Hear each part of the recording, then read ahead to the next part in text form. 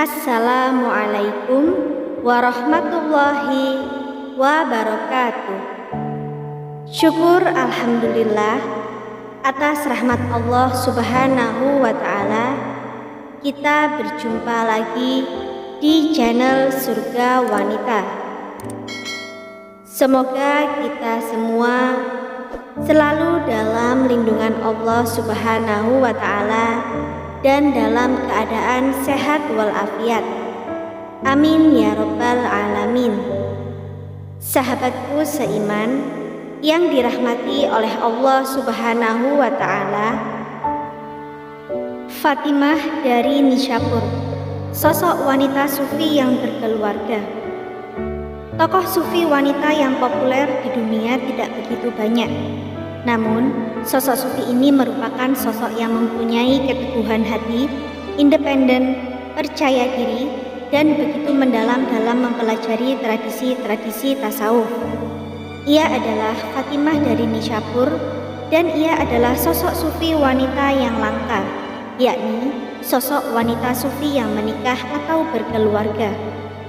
Fatimah yang lahir pada 233 Hijriah adalah seorang sufi perempuan yang hidup satu zaman dengan Zunnun al-Misri dan Abu Yazid al-Bustami. Ia termasuk salah satu ahli makrifat terbesar pada zamannya, sehingga Abu Yazid al-Bustami memujinya. Zunnun al-Misri meminta pendapatnya tentang berbagai permasalahan. Dalam buku Sufi-Sufi Wanita, tradisi yang tercadari, Abu Abdurrahman As-Sulami menyebutkan bahwa Fatimah tumbuh besar dalam keluarga tertua di Khurasan. Ia menghabiskan waktunya dengan beribadah di Makkah. Ia juga mungkin pernah pergi ke Yerusalem dan kembali lagi ke Makkah. Fatimah meninggal pada saat melaksanakan ibadah umroh. Dikisahkan suatu ketika Fatimah mengirim hadiah kepada Zunnun al-Misri, tetapi hadiah tersebut dikembalikan oleh Zunnun al-Misri sambil berkata, "Menerima hadiah dari perempuan adalah tanda kehinaan dan kelemahan." Kemudian Fatimah menjawab, "Tidak ada sufi di dunia ini yang lebih hina daripada orang yang meragukan motif sufi lainnya." Dalam artian, seorang sufi sejati tidak melihat penyebab sekunder, tetapi selalu mengacu pada pemberi yang abadi, yaitu Tuhan. Dalam riwayat lain, diceritakan suatu ketika Zunnun al-Misri dan Fatimah bersama-sama berada di Yerusalem. Kemudian Zunnun al-Misri berkata, "Nasihatilah aku." Kemudian Fatimah berkata kepadanya, "Biasakanlah hidup jujur dan paksalah dirimu dalam tindakan dan kata-katamu." Dalam riwayat yang lain, Zunnun al-Misri menjelaskan bahwa Fatimah pernah berkata, "Orang yang beramal demi Tuhan sementara berkeinginan menyaksikan Robnya adalah seorang makrifat, sedangkan orang yang beramal dengan harapan Tuhan akan memperhatikannya adalah seorang yang beriman tulus." Zunnun al-Misri juga beberapa kali memuji Fatimah. Beliau mengatakan, "Aku belum pernah melihat seseorang yang lebih utama daripada seorang perempuan yang aku temui di Makkah yang bernama Fatimah an-Naisaburiyah. Dia biasa membicarakan berbagai permasalahan yang berkenaan dengan makna Al-Quran dengan cara yang mengagumkan. Dia adalah wali dari sahabat-sahabat Allah Subhanahu wa Ta'ala dan dia juga guruku." Selain Zunnun al-Misri, tokoh sufi lain yang pernah memberikan komentar terhadap sosok Fatimah adalah Abu Yazid al-Bustami.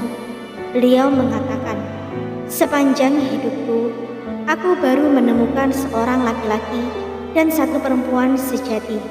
Perempuan itu adalah Fatimah an-Naisaburiyah.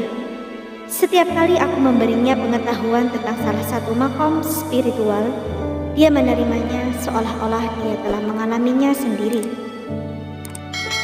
Suatu ketika, suami Fatimah yang bernama Ahmad bin Khudruya menampakkan sebuah kecemburuan karena Fatimah membangun persahabatan yang begitu intens dengan dua tokoh sufi di atas. Kemudian Fatimah mengatakan kepada suaminya, "Kau adalah karib dengan diri alamiahku, sedang Abu Yazid dan Zunnun dengan jalan spiritualku." Fatimah adalah sosok perempuan sufi yang menonjol di antara perempuan sufi yang menikah. Keberadaan sufi perempuan ini menunjukkan bahwa para perempuan sufi tidak semuanya menjalani hidup dengan tidak menikah. Sebuah pernikahan yang dilakukannya juga tidak membuatnya abai dengan jalan spiritual. Dia menjalani perannya sebagai seorang istri dan pejalan rohani dengan baik, di mana dua hal tersebut berjalan bersamaan dan tak saling menghapuskan satu sama lainnya. Bahkan dia juga akhirnya menjadi pembimbing spiritual bagi suaminya.